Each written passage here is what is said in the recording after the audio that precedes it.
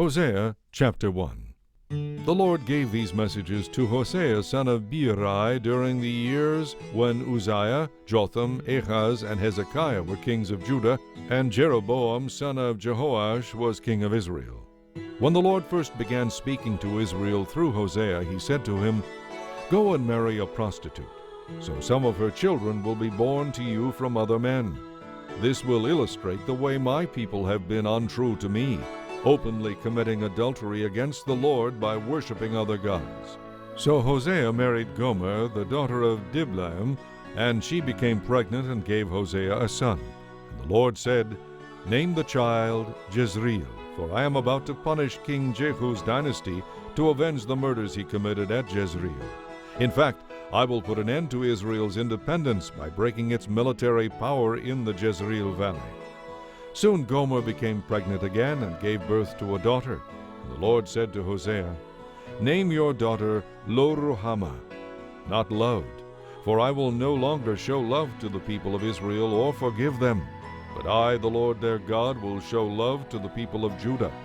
I will personally free them from their enemies without any help from weapons or armies." After Gomer had weaned Lo-ruhamah, she again became pregnant and gave birth to a second son.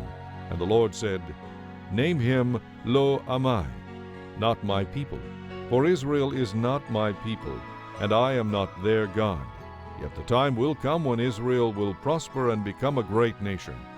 In that day its people will be like the sands of the seashore, too many to count.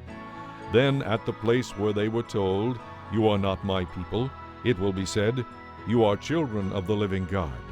Then the people of Judah and Israel will unite under one leader, and they will return from exile together.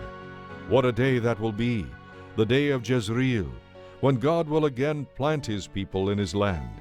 In that day you will call your brothers Ammi, my people, and you will call your sisters Ruhamah, the ones I love." Chapter 2. But now call Israel to account, for she is no longer my wife, and I am no longer her husband. Tell her to take off her garish makeup and suggestive clothing, and to stop playing the prostitute. If she doesn't, I will strip her as naked as she was on the day she was born. I will leave her to die of thirst as in a desert or a dry and barren wilderness. And I will not love her children as I would my own, because they are not my children. They were conceived in adultery. For their mother is a shameless prostitute and became pregnant in a shameful way. She said, "I'll run after other lovers and sell myself to them for food and drink, for clothing of wool and linen, and for olive oil. But I will fence her in with thorn bushes.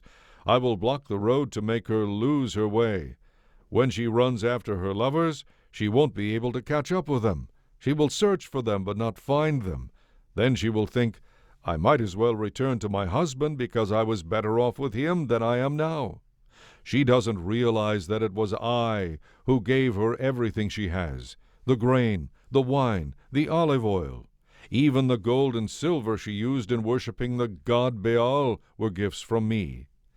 But now I will take back the wine and ripened grain I generously provided each harvest season. I will take away the linen and wool clothing I gave her to cover her nakedness.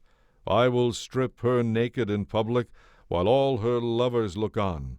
No one will be able to rescue her from my hands.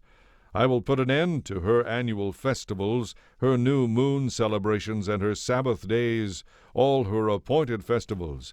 I will destroy her vineyards and orchards, things she claims her lovers gave her. I will let them grow into tangled thickets where only wild animals will eat the fruit. I will punish her for all the time she deserted me, when she burned incense to her images of Baal, put on her earrings and jewels, and went out looking for her lovers, says the Lord. But then I will win her back once again. I will lead her out into the desert and speak tenderly to her there. I will return her vineyards to her and transform the valley of trouble into a gateway of hope. She will give herself to me there, as she did long ago when she was young, when I freed her from her captivity in Egypt. In that coming day, says the Lord, you will call me my husband instead of my master. O Israel, I will cause you to forget your images of Baal. Even their names will no longer be spoken. At that time I will make a covenant with all the wild animals and the birds and the animals that scurry along the ground, so that they will not harm you. I will remove all weapons of war from the land, all swords and bows, so you can live unafraid in peace and safety. I will make you my wife forever, showing you righteousness and justice, unfailing love and compassion. I will be faithful to you and make you mine, and you will finally know me as Lord. In that day, says the Lord, I will answer the pleading of the sky for clouds, which will pour down water on the earth in answer to its cries for rain. Then the earth will answer the thirsty cries of the grain, the grapes, and the olive trees for moisture. And the whole grand chorus will sing together, Jezreel, God plants. At that time I will plant a crop of Israelites and raise them for myself. I will show love to those I called not loved, and to those I called not my people. I will say, Now you are my people. Then they will reply, You are our God. Chapter 3. Then the Lord said to me, Go and get your wife again. Bring her back to you and love her, even though she loves adultery. For the Lord still loves Israel, even though the people have turned to other gods, offering them choice gifts. So I bought her back for 15 pieces of silver and about 5 bushels of barley and a measure of wine. Then I said to her, You must live in my house for many days and stop your prostitution. During this time you will not have sexual intercourse with anyone, not even with me. This illustrates that Israel will be a long time without a king or prince, and without sacrifices, temple, priests, or even idols. But afterward the people will return to the Lord their God and to David's descendant, their king. They will come trembling in awe to the Lord, and they will receive his good gifts in the last days. Chapter 4. Hear the word of the Lord, O people of Israel. The Lord has filed a lawsuit against you, saying, There is no faithfulness, no kindness, no knowledge of God in your land. You curse and lie and kill and steal and commit adultery. There is violence everywhere, with one murder after another. That is why your land is not producing. It is filled with sadness, and all living things are becoming sick and dying. Even the animals, birds, and fish have begun to disappear. Don't point your finger at someone else and try to pass the blame. Look, you priests, my complaint is with you. As a sentence for your crimes, you will stumble in broad daylight, just as you might at night. And so will your false prophets. And I will destroy your mother Israel. My people are being destroyed because they don't know me. It is all your fault, you priests, for you yourselves refuse to know me. Now I refuse to recognize you as my priests. Since you have forgotten the laws of your God, I will forget to bless your children. The more priests there are, the more they sin against me.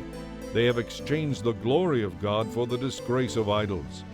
The priests get fed when the people sin and bring their sin offerings to them. So the priests are glad when the people sin. Like priests, like people. Since the priests are wicked, the people are wicked too. So now I will punish both priests and people for all their wicked deeds. They will eat and still be hungry. Though they do a big business as prostitutes, they will have no children, for they have deserted the Lord to worship other gods. Alcohol and prostitution have robbed my people of their brains. They are asking a piece of wood to tell them what to do. They think a stick can tell them the future. Longing after idols has made them foolish. They have played the prostitute, serving other gods and deserting their God. They offer sacrifices to idols on the tops of mountains. They go up into the hills to burn incense in the pleasant shade of oaks, poplars, and other trees. That is why your daughters turn to prostitution, and your daughters-in-law commit adultery. Why should I punish them? For you men are doing the same thing, sinning with whores and shrine prostitutes. O foolish people, you will be destroyed, for you refuse to understand. Though Israel is a prostitute, may Judah avoid such guilt.